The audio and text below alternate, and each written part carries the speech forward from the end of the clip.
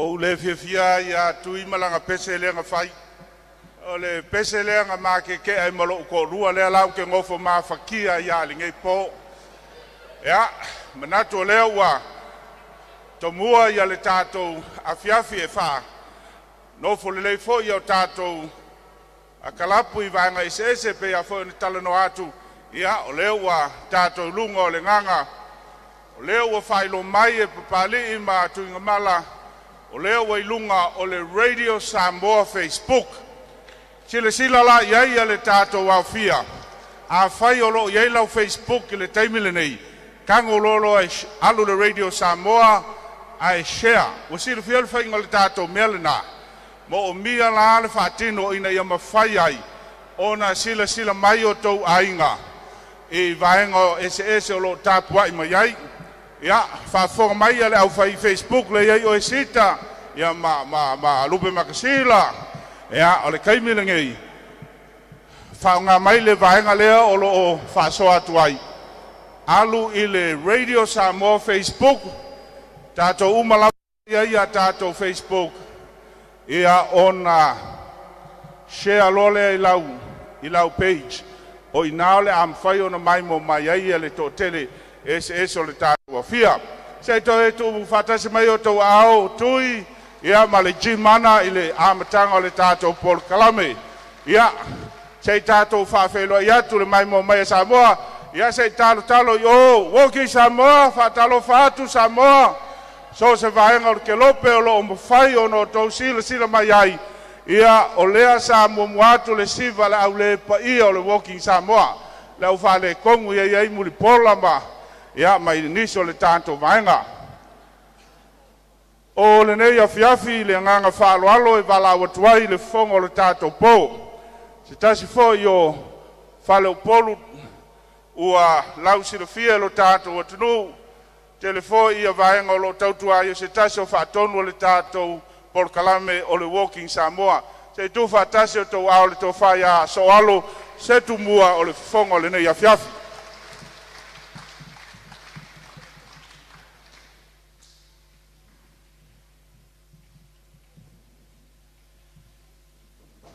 Pero ya tu le nganga ma le whaaloalo. Nei a Fiafi le tātou mafutanga. Mo I lava wha ata la fonga le Walking Samoa. Ia o tupu mai e le atunu uwai ane au whai ngā luenga tofia le atua. Nei o tātou mafuta ia whapena o na tātou whafoli vi inga I le atua. Whawheloa ai au savali umawa nei a Fiafi. Mua mua na whawheloa ai. I le tātou malo whaalolongia. Ia tātou whaamasino. O le a whaamasino ina le tātou tauwanga maulu. Ai ai la ka o ko fa pe ko mumu le unga o fa masingo yo la ko fa fi au o vinga ma la ya ka ya fa fero ya tu fe ngai fa masino fe ngai ya puleai semi puleai ya mai se o le fertua ya de misere fa fero ya tu le fe ngai ya le malu tanu po au kuso ya tasio tato fa masino lisi o tato sponsor le Fiafi ya fa fero ai le nganga fa lalo to faya tu Mary outanga vaya le to un to ina sa fam talanga lo fo tau tu to no tato tu no ya se fa fe lo ile Walking Samoa tato fa masino e yai ma fa masino lango ale fa nga ina la o lango nei po malo fa lo ngia masani e pe to fa fonga yai o le vaenga le fa pito le tato sa vadi ya vai pu a o to no fa le nei Fiafi fa pena foi no lausi le fiela tu no ya fa feloa ia tolong taua e me se foi ole tinao le ainga nei foi ia Fiafi ia ele o pose lilo ia ele tato sa vali fou pe no urfale mai tato maftanga fa feloa ile sa vali mai papakura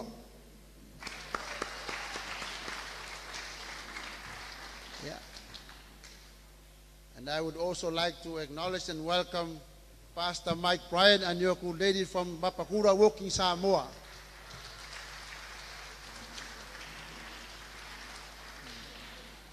O kere lopo anga ngole moe mafuki lai fai ngai palang. Ya fa ftai ya mai se sunga fa fe ngai nga malolo manu malo ya ola to filau.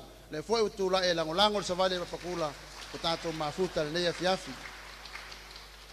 au sa vali uma le woki Samoa le fiafi le nganga ma le whaaloalo e tumu le whaanga e tia whaafeilo i atu.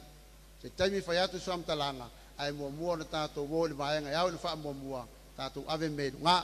Ia nganga ma le whaaloalo e wala watu le sunga le whaafe ngainga malo malo. Reverend Ola Tofilau, le savali e wapakula, tai ta ia tātou nea fiafi le tātou sauninga i le ama ma le whaaloalo.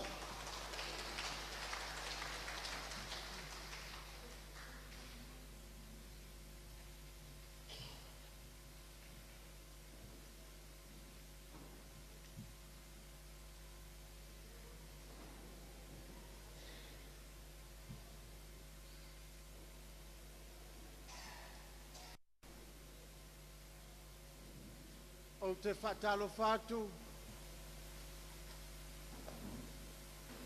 i pa ia mal mamalu, le maave ese ua au fia ili nei tu la fiafi, i to tonu o le malu nei. Le ua whitalai masau noa le fufonga o le pō, ia e tali tonu o le a le toe apa ia vaenga, ai ole wala au ina ia amataina le tātou a fiafi i sa tātou te talo sina tātou pese tātou te mamoli ai i luma o le atua o tātou langona ona o le mātango fia o le neitu la fiafi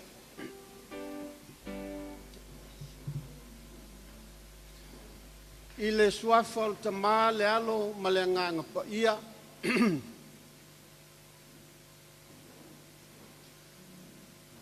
O upo le poto,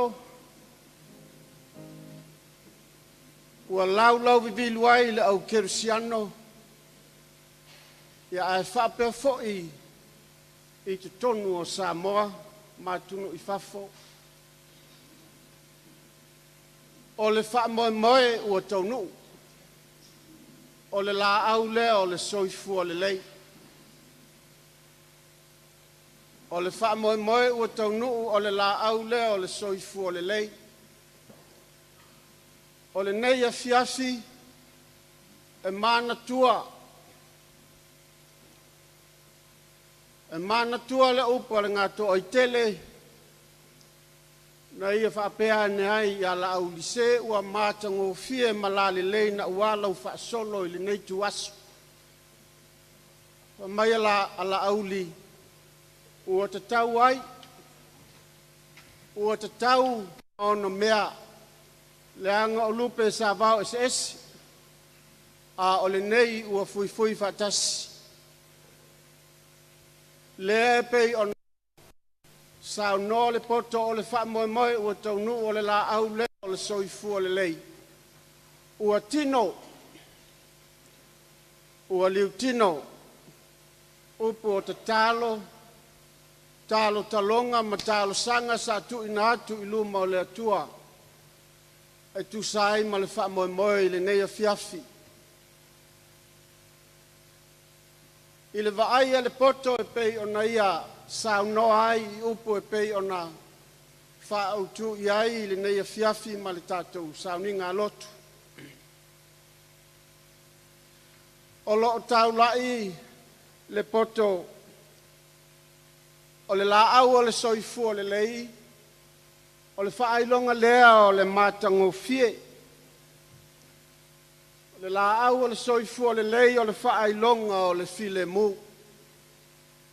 Whaai-longa o le oli. Whaai-longa fo'i o lo o iai le taitainga. Ma le leo leonga le atua soifua. Le leo leonga lea ilunanga le lei o lo o malutia ai. Tangata uma i laloifo o lana taitainga anga le lei. O upulai pei o na whaonga ina. Whaongaina so o le nganga o lana tau o le nganga o le oli ma le whaafitai. Ina ua whaatumulia le loto i le apipele. Whaatumulia le loto ma le nganga i le oli. Pei o na tātou poto mai i le neia fiafi. O te manatu fo'i. ua tāla whengai le lei lava o na tātou bivi ma tātou alalanga e pei o la le poto i le nei a Fiafi. O wā o le wha moe moe sa whau ao whau pō. Sa te tālo iai o tātou tai. Sa te tālo iai lea whaalapo putonga ma lea whaalapo putonga i tonu au kilani tele nei. Lea o tātou mauli mau i le mamalu ma le sili ese o le tātou tua. E pei o na ia au mai se a Fiafi mātango fie mo i tātou. Tātou whapea nei lea o le wha moe moe o tau nuu o le la au lea o le soifua le lei. Tātou Fiafia whaatasi ma lo tātou loto maulalo, ma lo tātou mautinoa. So o se mea lava e iai le au kerusiano ma whanau o le atua, o loto lo toi ai foi ma le atua soifua. Ma aua ne ingalo ia tātou. O ni o tātou wha moenga mani mana onga e tu inatu i luma o le atua. E tali mai le atua e pei o na ia sila iai. E pei o lona wha moe. Ia maua e oe maa u ne saolo tonga moni. E le ngata i leola nei a leola a tali. E pei o na afia mai. Pei o na ia afio mai lo nalo pele o Yesu Keriso. Sa unia le taulanga tutasi. Tongi o laina oe mau. Ia tātou maua leola e whawawau e pei o na whetalai Keriso ua usau na iau tō maua leola. Iau tō maua atili ai lava. Tātou oli ma Fiafia whaatasi le nei a Fiafi. Ma tu ina atu i luma o le atua. Na te tautai i tātou. O le a tātou pese le vi inga, o le pese e kalesia Kerusiano Samoa, ua sa ona oli nei, lo loto ia Yesu. Wasona oli nei, lo loto ia Yesu, ua ia faola ia te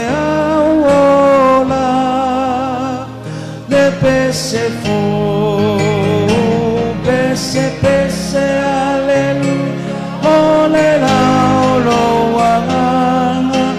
lo wanganga o Yesu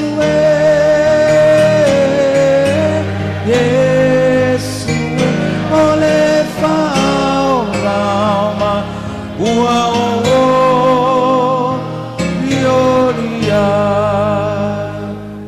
ole tau totongo ai lau lo ola ua whaine talu lona lo whaia te au amu wa mea lele e pese alelu ole lau lo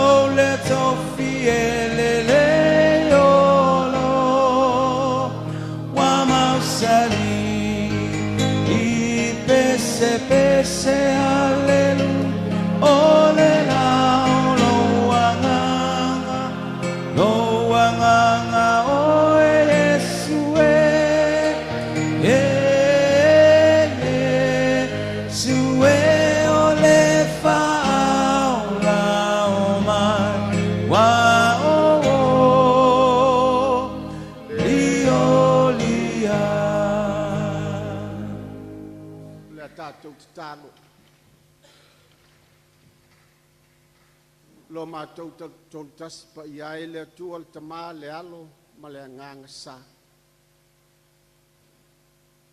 Ua puna nou I mātou iau luma I le nei tu la fiafi la loifo le malu nei. Ai le masani ai I mātou ia fiafi faiso.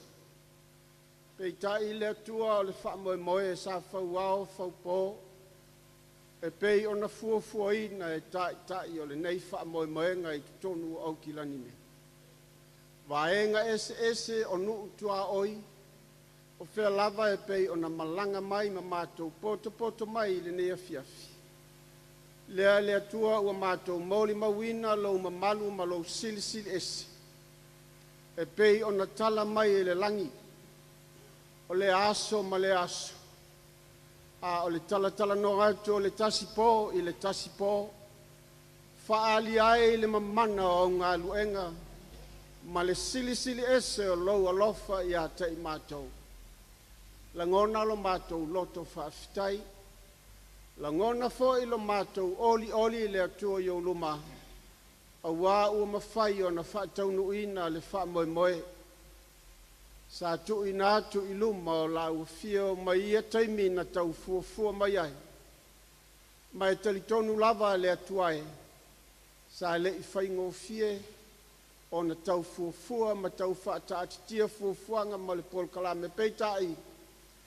E ese le mātango fie o la ua fio I le nei fiafi. Lea ua whaatino, ua whaalitino e ala. I whaalabo kutonga ese uma ua mafuta I le nei fiafi. Mai ai le au mātutua. Le au wao sina o ta māmatina. O le to tele se io I tupulanga mana I whana witi ua mawhai. O na mātou au whaatasi I le nei wha moe moe. Lea le atua ua mātou bibi ma ua mātou pese ua se ona oli whaiae o mātou loto I la ua fio. Ona o loa lofa, o loa lofa ua sili lava lea. Soifua ma le ola o tangata uma ua mātou moli mawina I le aso ma le aso. O mea alofa ese ua e whaaso mai e o lava I tāleni. Lo whaao ngā ina e le tōtele whapefo I mātou. A o alofa ia na e au mai I o tangata. Ina ia whaao ngā malitatau. Le nei tasi le nei vaenga le atua. Lo puno no ai au na ua tai le nei wha moe moe. Ua tai ulu I le nei lava fuanga mātango fie. Vivi e whaia e ai o mātou loto ma o mātou nganga I a te oe lo mātou matai. Mea malava le atuae ua ala mai ai manuia malau whaasoa anga le lei ia I mātou. Ai sili ai lo mātou whaolatanga e pei ona saunia e keriso lo walo lo mātou wali I whaola. Ia sanga vi ia e pea lava la ua fio e whaavavau. Leli ie o le nei fiafi ua e sila fia le wha moe moe. Tātou malau fio. Fua le tangata au noa malau fio ta maa. E le ato toa e whaia fua. La mātou te tālo. Tai lau fio e le nei fiafi. O le ale whaatinoina o le polo kalame. Ia e alofa leli ie. Ma ia iai le whaau unga loa nganga pa ia. Mātou fia whaatasi. Ia mātou oli whaatasi. Mātou fia e le whaatinoina a ia jutonu o mātou tangata lilo taito o tasi. Le file mu moni o lau fio e sili me uma e manatu iai. A iai nisi ta maa o le nei wha moe o anga I mai pea. Se I manuia mai I la tau I loa lofa ma lo wanga le lei. Tau alumanga o le nei a fiafi ma le po. I lau fio ai whaatino I mātou ma mātou. Wha longo atu I lo feta lai mai. Wha sino mai. Wha ato mai I a te I mātou. Au fo I nei ona mātou so, nei mātou so ona fia ina ne o mātou whaale tonu ai le wā malau fio ai maise o mātou wā whaale tangata. Ia o le nā le mātou o lenga le atua mātou te tu ina atu i lau fio ma le anganga wha mau lalo ma lo mātou teli tonu e le ai ase mea e whaingatā i lau fio. A mātou vai mātou te malolosi ina ua e whaatasi mai i ata i mātou. Alo whangia alo mātou wha moe tamā. Ma ia e whaamangalo mai i ata i mātou. I mea ua le tonu ai mā whainai mātou le wā malau fio. Ia i mātou ma o mātou lava uso a tangata taitotasi. Ua mātou tu ina atu ai i lau fio e le nea fiafi. E ala ia Yesu Keriso. Lo mātou wali ima lo mātou whaola. Amen.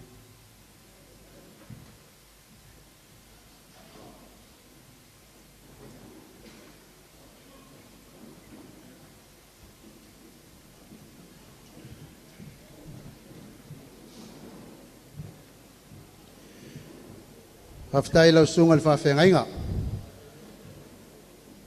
O lea ua mai al tātou taulanga nea fiafi, ia kala lea kungu. Kai lau sunga e kusa maleulia ngai sau mau o whaalangu vai mangalo e whaamalui vai. Ka ele ia kako avere nunga, kako polkalami. O le a kako whangasolo, a le whangasolo al polkalami le nea fiafi. O tātou tu whangapine alo ia pēle au kule kako savadi luoki Samoa.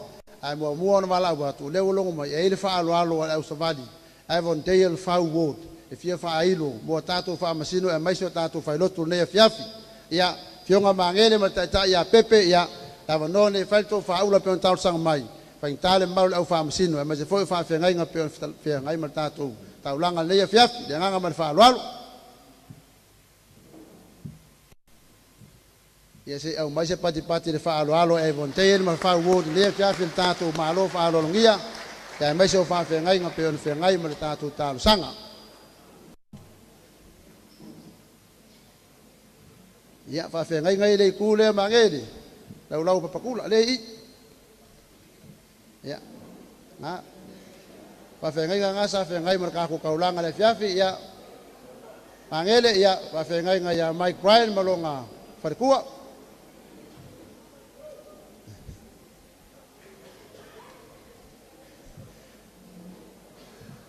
apa wale le fa lo ai vonte wo mai se umaka ko fisika fa lo amala sa fa mol la ngai fa fe ngai ko mai ko o ya o sai mai sa ko fa fi au ngal ba ngale fa lo ko i mal fa lo kel ya ai vonte fa be ngi fa fi au ko ai vonte fa o ko fa lo ya se fa lo mai ngai fa fe ngai nga le la fa so ai vonte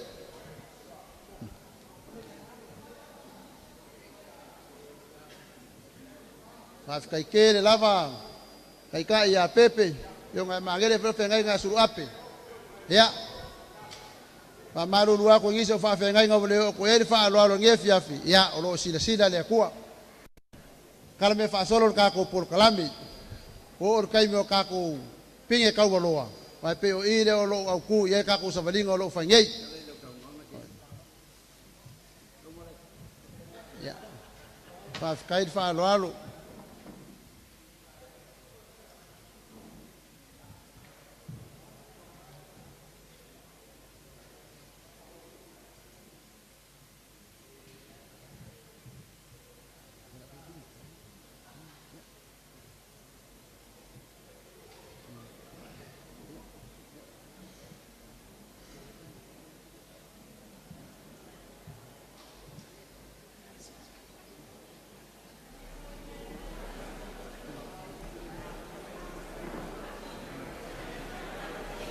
lewo mari kai ka ia evon teil pa peola ko le asiva kai mingai ia o sai mai evon teil o kai lo le ma ko festival ia ko mo le ko le nga fa kai se ko mai ko au fa mo moli fa kai le fa lo evon teil fa wo nge fiaf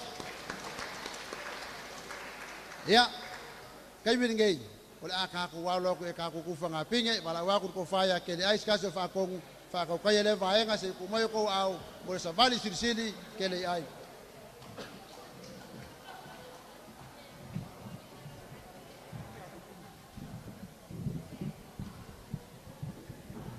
E le whaingo fie o na whaasosoa e so alo le tātou pō. Le au o tau sisila mai awhia sa wale kua kurumangei. Ia sala foi le tulanga ona. Le aiwa maluta we e maua mawalunga le whaamoemoe. I le awhio mai o tupu mai e o le tātou atunu. E tāua le whale. Ai ia le tale tonunga e sili atu ona tāua ia le anu whale. Tulai malanganga whaaloalo e whai masui o whaatonu. Le fionga le whalitua ia ane poni whaasio se taimi ona o mai lea. O le tofai a soalo se tumua. E whaleo le anganga o le neia Fiafi. E tāua le walking Samoans. Ai sili ona tāua. I la tau o loo tūlai a wale walking Samoans. O le aunga nao aute o le neia Fiafi. O le autufo i le nao le tātou pō. Se i o mātou pati, se i o mātou whaula, se i whapale. Le nei ono māsino le savalinga. E tūlai a tātou au savali e fia wa iei nei. O le afiafi nei, o le a tau au ina ia tātou pine aulo e 5 O le whai nei o a tātou whātasinga whāpenei. E 5 lava pine tu inatu mo a tātou savali. Umolono winga.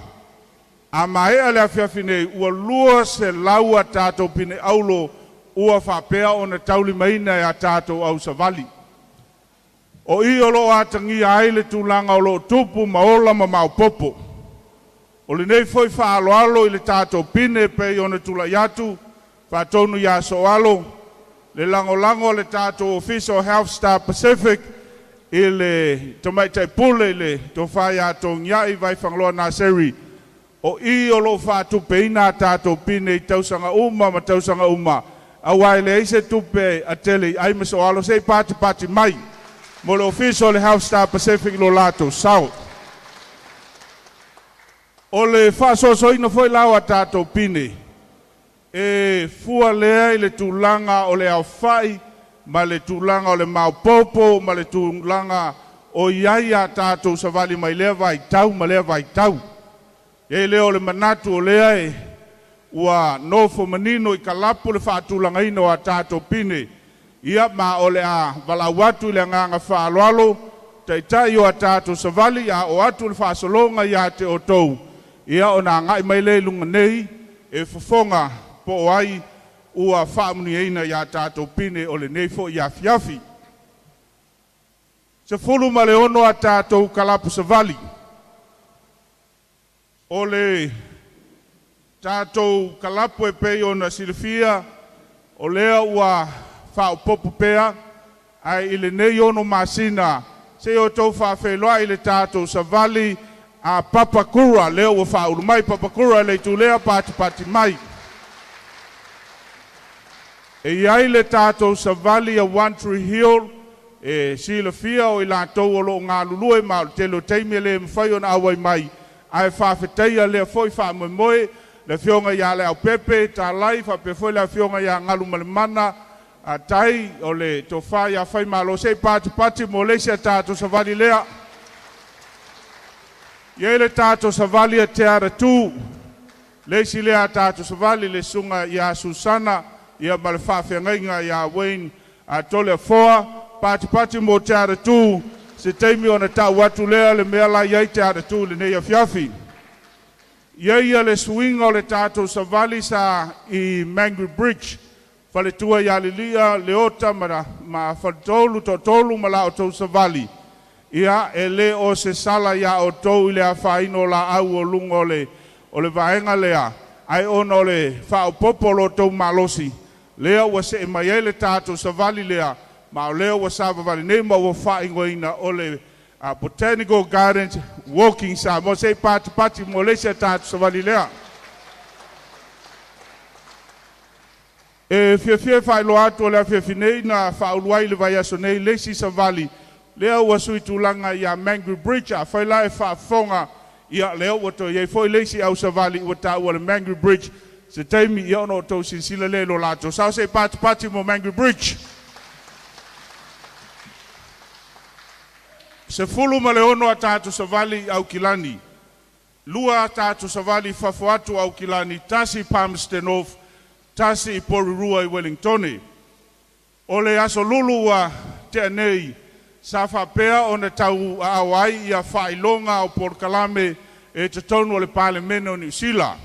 Mai le nganga Fiafia e whailo atu o le savali a le walking Samoa I Porirua na ia maua le siampini o au savali I te tonu o Wellingtoni. Pati mo Porirua, whatalo whati a Porirua lo whapea o na mai moa mai.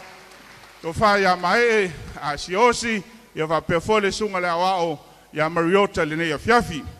Au leo la wala watu mo le whasoloino a tātou pine le nei a Fiafi. O le savali le nei o malanga mali special. Mai wala watu le anganga whaaloalo le mamalo le awhia. O le ao tātou tutulai mo se minute pe o le silifia o le silea poutu o le tātou walking Samoa. Ua whai langi le amatanga o le tausanga pe tai. O loo la ngona pealo na si ufonga I lungo le leitio. Le alai wala o tuai, for moment of silence, se o tātou tutulai mo se minute. Whaamulmole le awhia ina ia tulai mbana tuaina. Le atoa o le tātou au savali. Lo whaanga mo le awhionga ia malanga malii, ele nei po.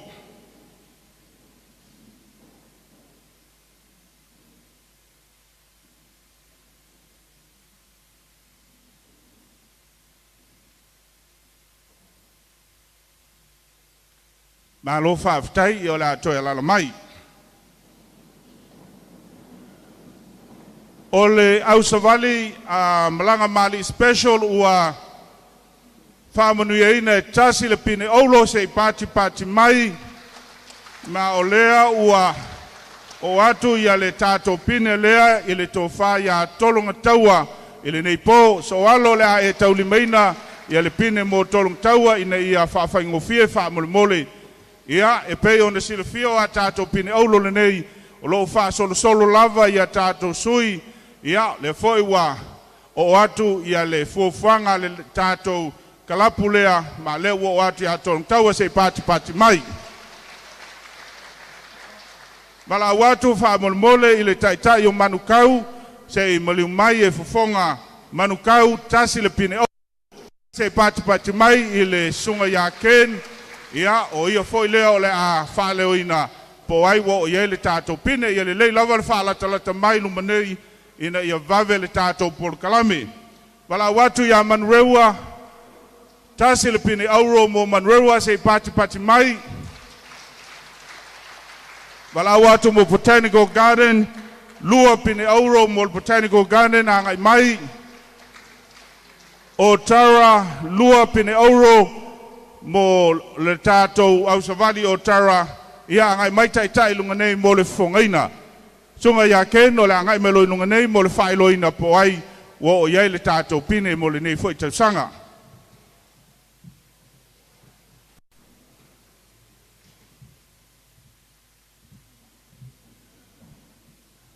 O le pine nei. Ia la ule gisi o le kamaikai o le ofisa le lo ngalue kuskusia me al ngei kalap mal falal amanda kamaikai le amanda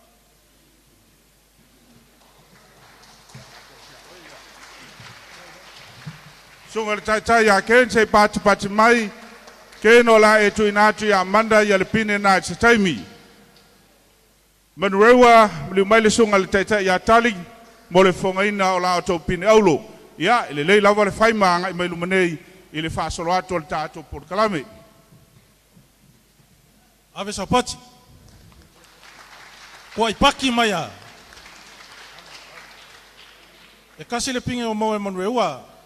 Male falo alo e lo au ai martina e ona le pine lea o le au tau au ina tai au ia mfao o iai whaftai lava o le sua fortina lea o fua esi o lo to e se inei te le po fero po la e le lo yo Tali ia lo fatu ia fua esi o Botanical Garden lua la to pino wala watu falitua ya lilia mole fongaina.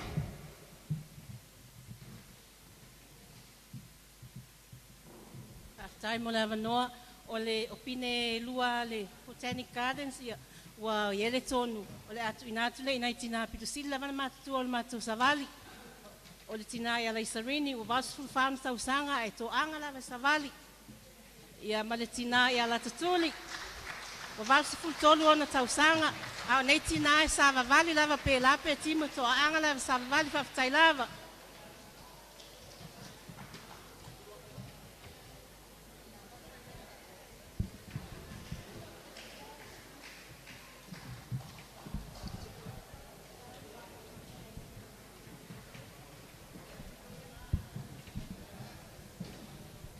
Leo wa ngai mai ele fa salau ya fa lo tusi ya mai ona se atu le tule en fa yo no moa ata le tato maftanga Botanical Garden lua la to pine pati mai o tara lua pine aulo le nei fiafi yonga ya mangele lo la to te tai mar committee fonga ina to pine aulo lua le nei fiafi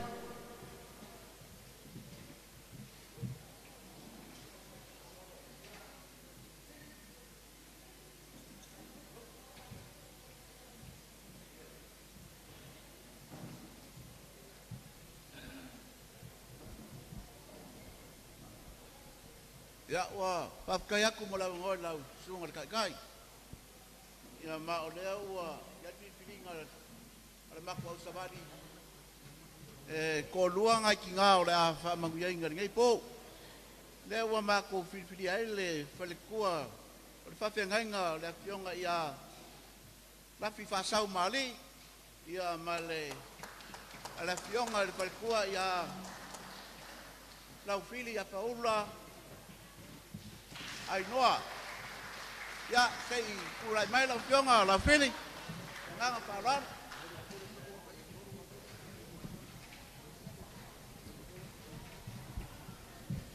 lua pine euro tara pe ona tuinatu ya le fowanga yatu mo le puino lo to wate le vaanga lea Henderson pa fai wa tau mai Henderson tolu pine euro wa family ai Henderson ne afia sei pati mai Henderson pa fai o lea wa tau mai sunga le taitai ya Nico ia male tato au savali I Henderson e peo na ye foi lo lato sao ya tato fufanga ia o lo fa solo atu ya tato savali o lo so la vala o tulava manga mai sunga taitai mole fufonga matawa awa o topine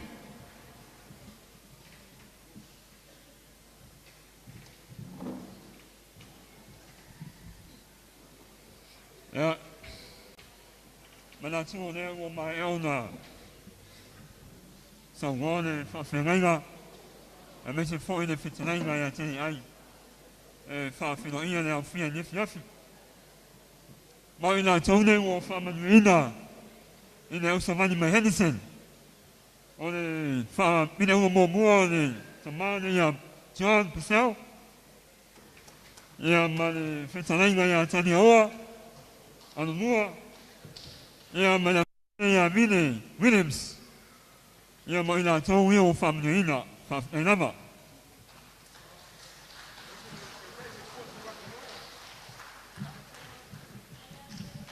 to tolu la tau o family ina pine aulo le tato au savali Henderson ia ma le sunga le taitai e pe ona fonga ina sei pati mai le tato a fia ia foi le vaenga matango fia la tau silisila o le tato walking Samoan e le fa pito le na o le au matutua o le walking Samoan e mo so se Samoa le si lea au savali o lo fe o lolo talavou o lo iai ia iai la ni so tato savali le o iai ni fa nau mani talavou ko e faingi si fa nau oi ia ole tamaki tolu opine aulo mo mai ia le taitai ia por fela tosi ia patusina tolu pine euro mo tamaki se pati mai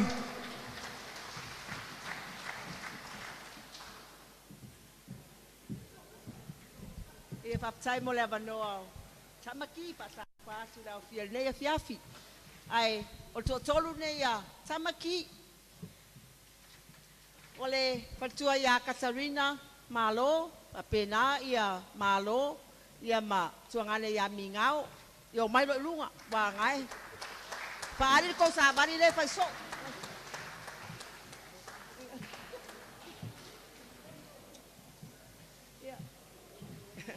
Awala ke ko bisi sa bari se si o ko nga wa lo. E ko fa o pi aulo.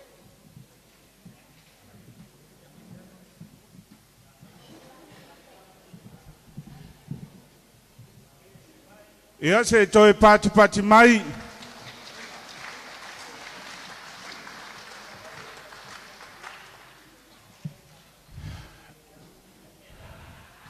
Ia se i poe ia le ato le tātou au savali lea.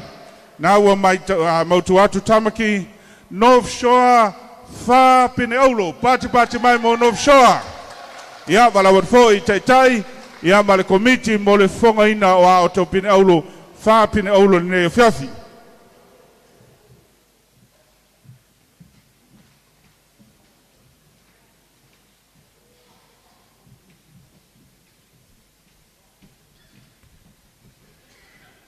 Ia, whaftai mo le mātou wawanoa.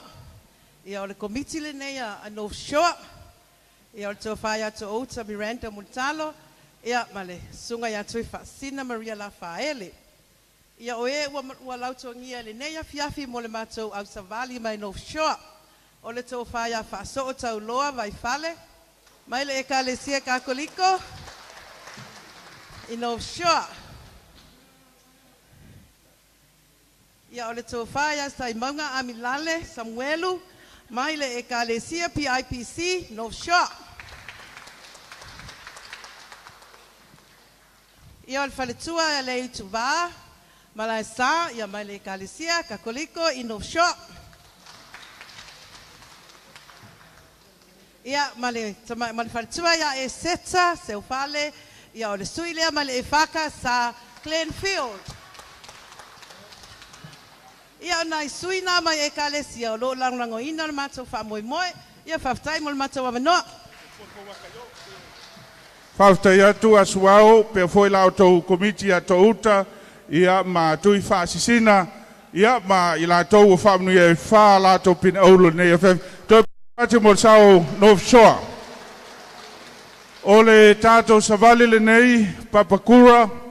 Ia e fau a ua mai tauina for komiti le tūlanga alualu i luma. Ma o le savali le ana offshore pe ona whai loa. O lo tele aia le pram mo le ta vale foi le toso ai tamaiti. Nga mai ako pram kui whasinga le whiwhingi po lai ku. Ia ai o le tātou savali le nei Papakura. Salo le savali le a e ese ia le matango fiafo i ono lo to tele o alo mwhanau pe a foi ono whai lo atu. E le o se walking Samoa na on tangata matutua. O le savali mo so o se Samoa. Papakura wha pine aulo. Se pati mai Papakura maliu mai le taitai a futi ma la o tau komiti a le whaiva mo le whongaina o la o tau pine aulo.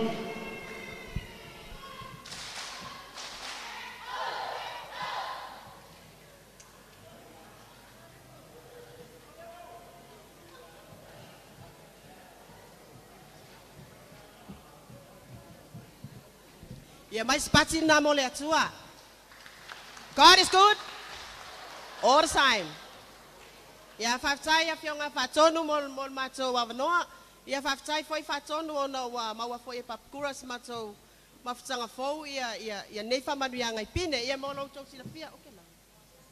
Ia mo lau tau sila fia ia e wha matou pine. Ia o lea o le a tau ao ina atu o le a walau atu ai man whaaloalo. Le sunga tama malolo manu malo ya ola tofilau. Mais pat anu kiana sa una.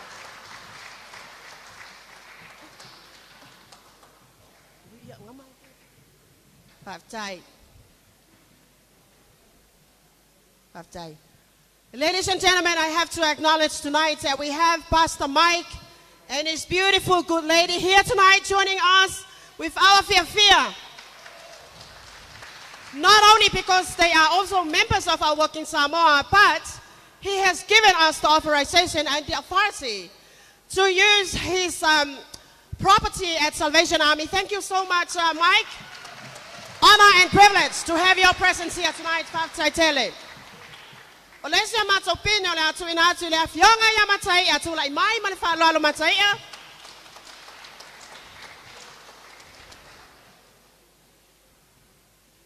Fiafia le afionga matai.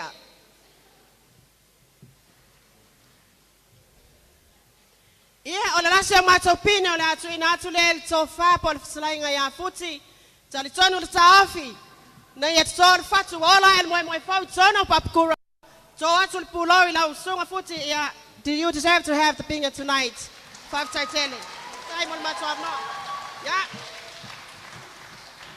Fiafia fongo papkura le faiva ya lewa taulimeina ya le fapini euro au fiai male fafengainga o le Kalasia Salvation Army o lo fa mau popo ya sei pati mai.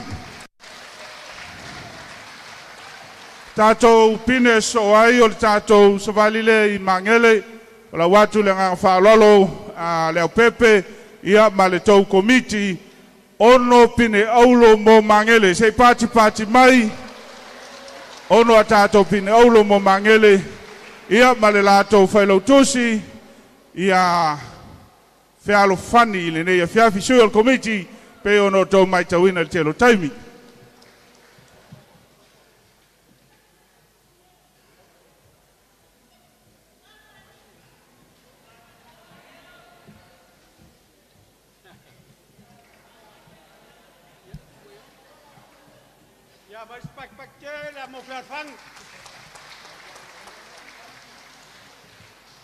Ya, pakar faku fafela ko nge Fiafia malu ka ko maftanga nge Fiafia. O mangele nge o le lau mua ka ko, o lau mua sampingi, o le fai to o so Samoa sa ya kilangi New Zealand nge. Ya o pinge o ne tau sanga, e lua pinge fa toa e valu ai. Ya se uma ka ko le wa le fa ko pinge e lua. O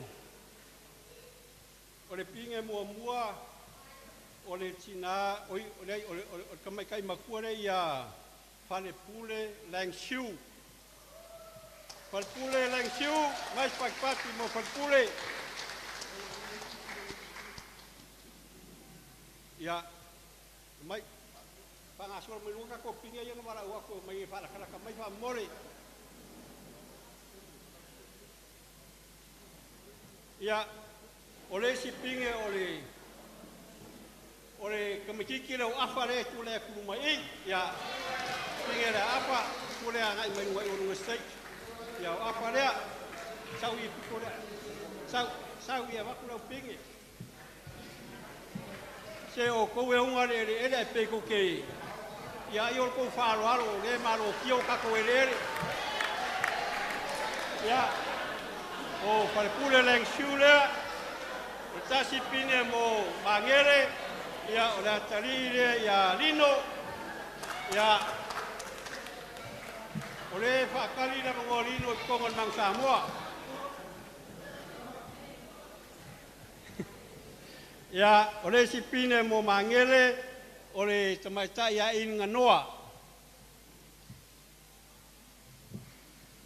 so mai manei nganoa o ngia o tila angai mai lumangai o reren ko faya so yarem ko kwai mai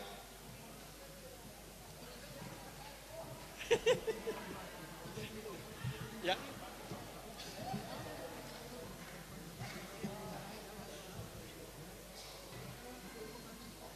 o chila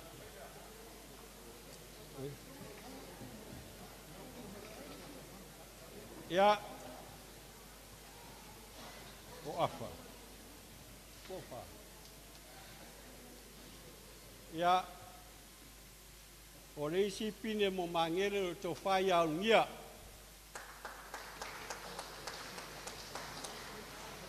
ya o leisi pine mo mangere o le tinaya Siria ke ngeki o makurua ai se si makurua I o makurua le nga makangal makurua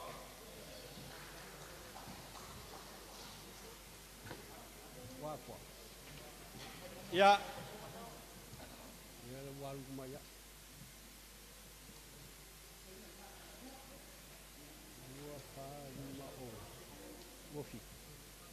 Ya, o le tasi pine, ya, o simako kamai kenki kiare o tila.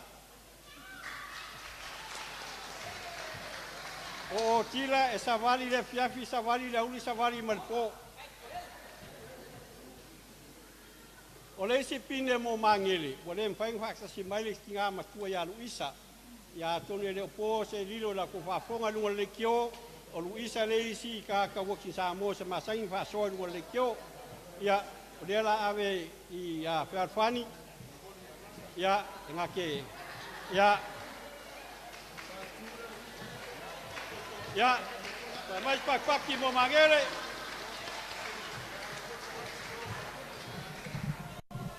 Whaftaitele atu i le te taia le au pepe ia ma tina ia Fiafani o lo wha mau popoina ia lesi a tātou svali i mangele. Ia sei alo atu la o tō wata le naolo tāpenai ia o na wala au atu lo le mo Glendon.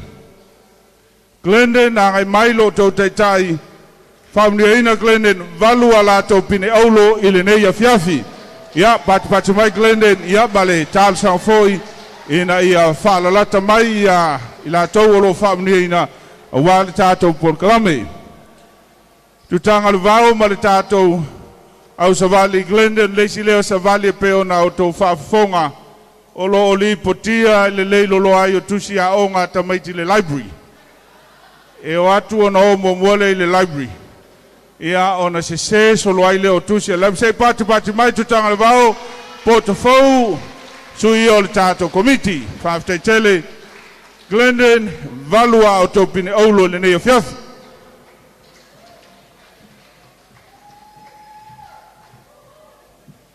Ya, barangol dia sola komer ngia Fiafi re ko yengi kako upu. Ale sabali ngia Glendon. Ali ngia kula ya la fa solo mai fon ma ko va ngai. Upu kako kaimi.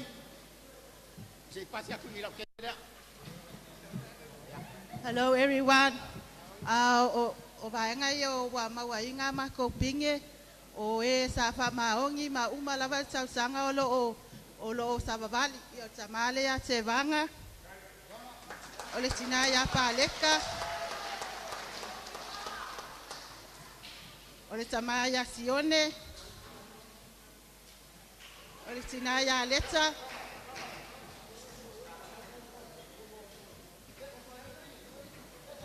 tene o tinoi o le tina ya siune matasi ia o le tina ya soli lo awai mai ia ma le tina ya mua le awai foi o le toa valu leo la to wa mawaina ia pine nei a Fiafi ma lo lava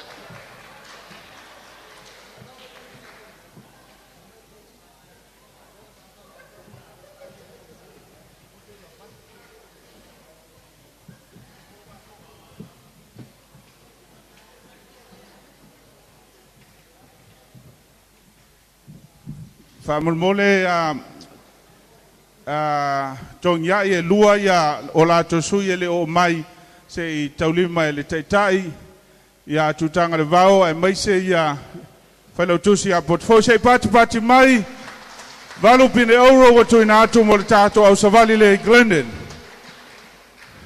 ia au whatulanga lo lanto wata mo le tātou pepa o tātou savali e pe on whailo atu Mangrove Bridge ia e whaiaso le tua o no le whatua whaulu la o tau savali e le o maua sa o tau pine se I o mātou mata pea pe moni lo o tau whaamoi moi ia tau walunga le nei po a tātou pine le o whoi wa toi pine si lia le nei a Fiafu le whau mai Avondale whau ward se fulu a la tau pine aulo I le nei po so mai le sunga le fomai a mangele, paula valeo le fomai e whao lava na o ia na vai. E le au ngā se fuala au po se vai seisi lava, toi whao lava le fomai mo le fomai. Pati mai mangele mal taitai a pepe.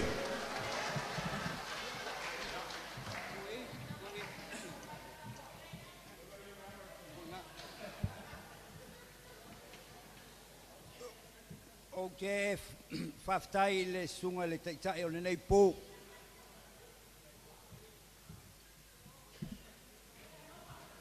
Mai o ki kalikongu foi o Evondale Far Ward o le o whaai u iai le wha moe moe. Ai le iku whainga la mako pinge pe ke le se mako kala. E mua mua o whakulo wakul pa ia maua lunga le maoka. Whakulo wakul le pa ia i sunga i whawhengainga. Ai mai se foi sunga au whamasingo. Kupu mai o Samoa mwhaiong whakasi li ngei po whakulo waku. Leo wa maua. Kere i ai maso alo. O la ua se soa kua ilu whale. O ngai o aku e iai me o aku ai a ke au. E o aku e mai e kia kalanga la vai. E ingua la vai. Ia, e le kukongia foi. O ngole au savali ringe ia Evondale Far Ward. O se au savali piko i siri alen ko kele o kako wha moe moe. Wa lakalaka kua se lau.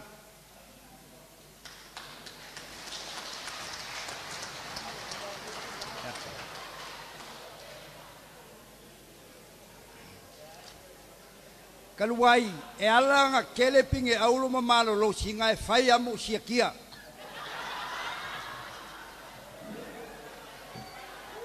O lea la kou whawhonga mai ai la kou ngei. O loo malo losi pēr le mele ka o le savali. Ia, mauali soifua malo loinga. Mai o ke wala waku i le whatua ia Elisabeta Fonfili. Mali mai.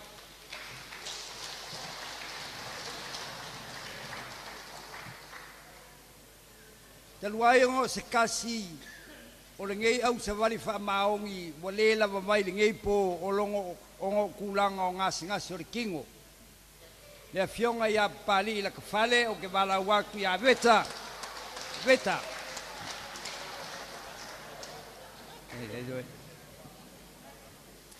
E au ngā le vai a lai ave i isi kong fikinga. Wala watu i le tua finge ia susi ta sei.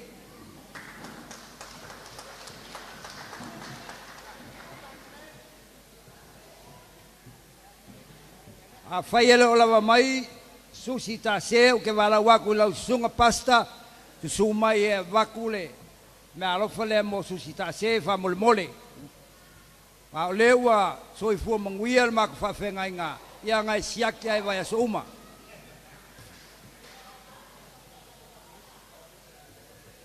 Wala watu i le tua whawhine ia Christina Saufoi.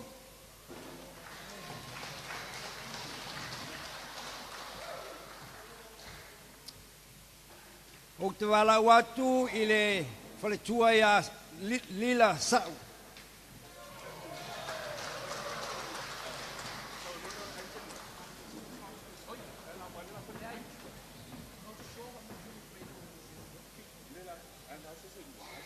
O te wala watu i le whaletua ia la Sela Levi.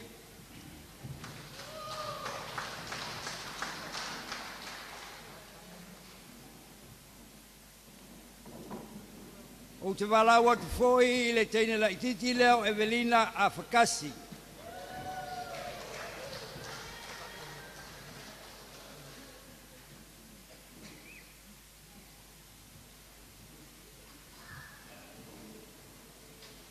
O te wala watu i le whawhiau tāla i lea o turitao le matua.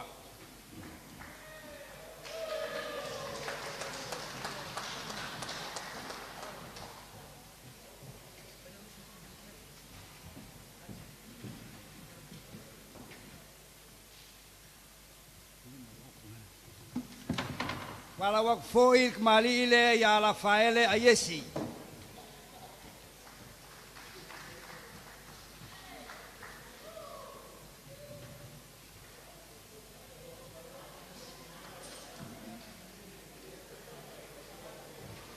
A lolona se fulu o mātou pene.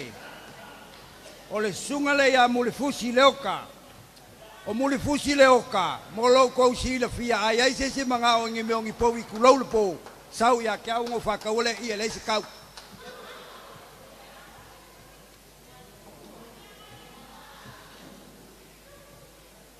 Yo ke manga kua umalo makua vangoa. O le fai mai la uli ia pele i uma ia fai a koe kai ai olanga se ngase le koe fai. Se i tūwhatasi mai ia o tau ao tātou savali tele mai le Fau Ward i le taulanga o Avondale se fulu a lātou pini aulo ia ma le lātou fo mai e le anga le tino ai fia ula vali ma lo whaftai mangele lau whatoina le tātou whamumoe baise le taitai a pepe ma le mamalu o le tātou savali ia ua mai ai a tātou pini le vaenga lea.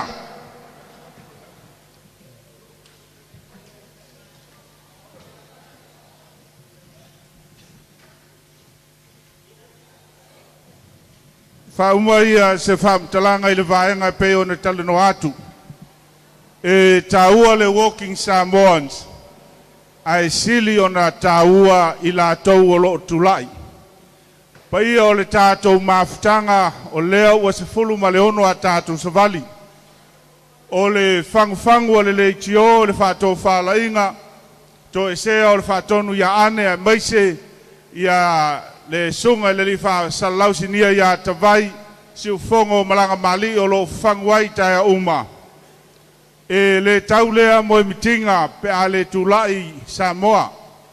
Nei la Fiafia foi masui o le pitola au whaatonu ia so alo matele ai e momoli le whaafitai le leitio.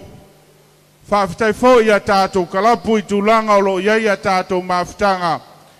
Aua e le ngata o le savali a ua avea ma nofuanga e mafuta ai le tō tele. Tele fo i la tau ua mātutua ia ua mo mia se woe tale no iai e fo i la tau e nofu tō tasi leisi le nā sao le tātou Walking Samoa. Ua mawai o tātou avanoa i valaulia, savali Avondale li o le anse te e peo na whaeloa le nei tausanga. Manatu leisi le vaenga mo le tausanga fau. E mawhai fo ia tātou kalapu te tasi, ia o nanga iatu i fuafuanga a lo tau pitanu ma la o tau pulenga i le tele o me whai. Tātou whatasi le valaulia le Auckland War Memorial Museum, seisi le apine o le nei ono masina. Arafia finei e ele manatu o le tau walunga le nei po o le tātou tau vanga leo le maurulu. Le lao le avavoa e foi le nei teimi se tātou pese le whaili ai o le a whatulanga le tātou tau mawhitanga. Ua uma o na solau pule ma taitai ma whonga ina. E valua tātou au siva o le atau vā le nei o Fiafi. Le foi ua whaatulanga mai le matua se io ia tātou savali fau whaatua auru mai o lona winga tamaki o le tātou siva mo mole na le nei pose pati mai so o lea ma o Tara so o lea ma le Fau Ward so o lea ma Glendon so o North Shore so o Botanical Garden so o Papakura ia ai muli le savali fau lea whaatua atasi le vaiaso a o lea foi o le a whailo lato sao o le a siva i le neia ia e le lea o fua foi le teime vala watuai ia o na saulo le lungo le kalapu ia i lo na teime pe o na tofaina o le tātou tau mawhitanga wha mole a tātou taitai ma komiti a ngai atu le vanga i tua o lo iai Amanda ma so alo o le a tau a awa tuai a o tau mawhitanga ia o na wha so lava lea ele kalapu ia o lo o Fiafia le o tau ia tūlanga o la o tau kalapu. A alu aluai e iai se tātou ainga tutoe ia o na toi longo atu lea a o lo o fua pau ia i la tau fo ia pe o na wha ta oto le nea Fiafi. Ia alu mai o lea o le ACC ia tātou whaafiafianga le nea Fiafi tala fo i le tātou floa o ila foi e fia sao ia lea ua avanoa toi pati mai Jim Mana Band Fiafia e lo tātou po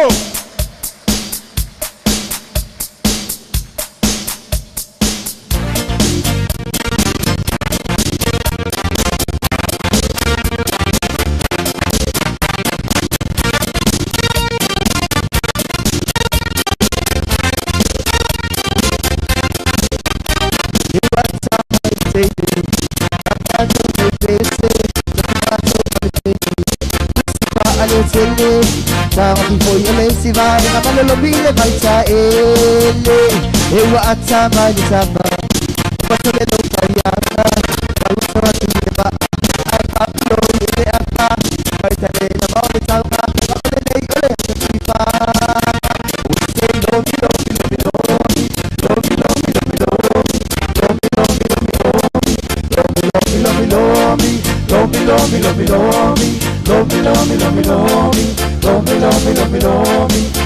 lo mi lo mi lo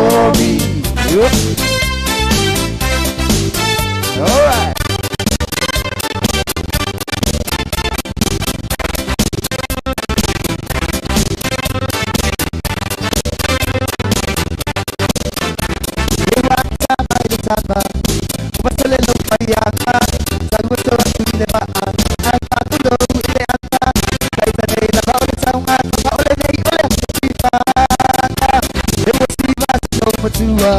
Oso si imailua, tanga mai le nalima, kamanui ya imalua, tu mailo amalelua sala, sala mailo ua tua. I always say lomi lomi lomi lomi, lomi lomi lomi lomi, lomi lomi lomi lomi, lomi lomi lomi lomi, lomi lomi lomi lomi, lomi lomi lomi lomi, lomi lomi lomi lomi, lomi lomi lomi lomi.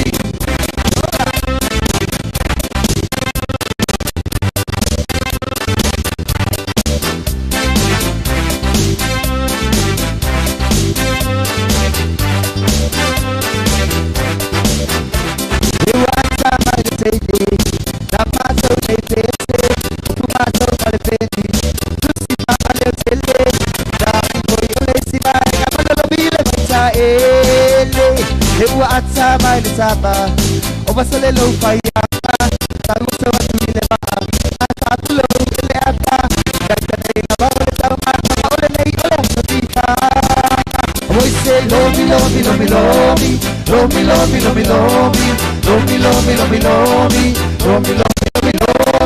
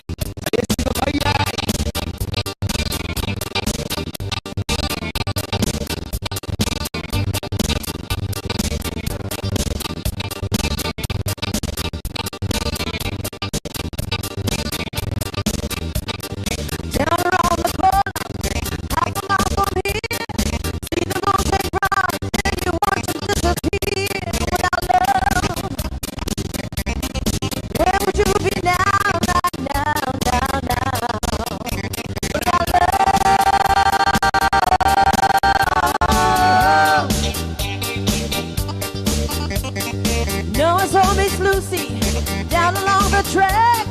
She lost her home and family. She won't be coming back without love, yeah.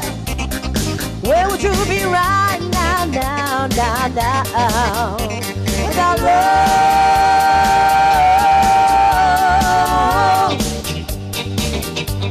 Yeah. Well, Illinois is central, and the South is central afraid. Got to keep on pushing, mama. You know they're running late without love, yeah. Where would you be right now, now, now, now, without love?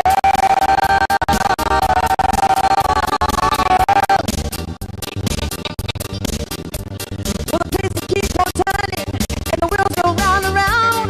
The steel rails are cold and hard. The miles are going down without love. Where would you be right now, now, now, now, without love?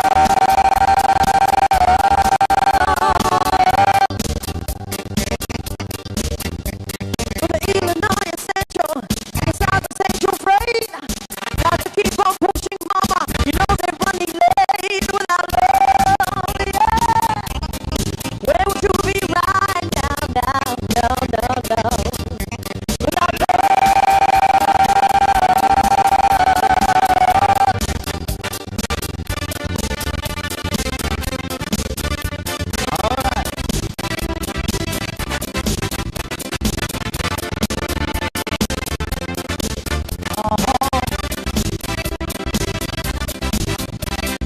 Woman, take me in your arms, rock me, baby.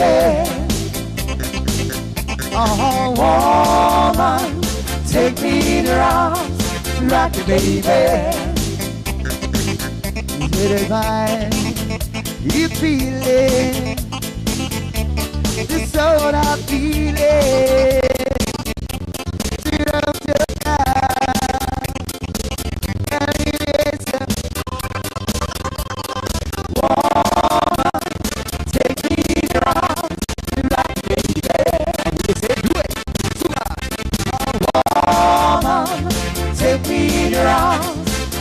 baby, say do it, sugar. Down, we feel it, we feel off the ceiling. Get out the heart, get my together. Woman, take me in your arms, rock baby. Say do it, sugar. Woman, take me in your arms, rock baby. Say do it, woman, take me in your arms, rock the baby. Woman, take me in your arms, rock the baby. Olha, look at Siva.